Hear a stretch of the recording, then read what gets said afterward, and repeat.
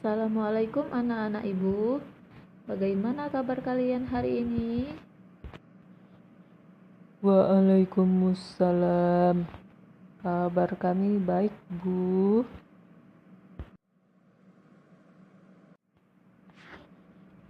Bu, di luar hujan, Bu. Tidak apa-apa, Hafnan. Oh iya, kalian tahu tidak bagaimana proses terjadinya hujan? Tidak tahu, Bu. Bagaimana prosesnya, Bu? Jadi, hujan terjadi karena sinar matahari yang membawa energi panas dan menyebabkan adanya proses evaporasi.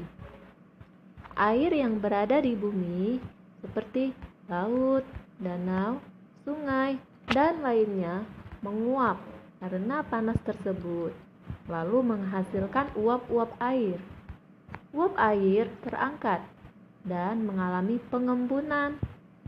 Suhu udara yang semakin tinggi akan berkumpul dan membentuk awan-awan. Begitulah proses terjadinya hujan. Oh, ternyata begitu ya, Bu. Iya, baiklah, sampai di sini pelajaran kita hari ini. Sampai bertemu minggu depan. Assalamualaikum warahmatullahi wabarakatuh. Waalaikumsalam warahmatullahi wabarakatuh.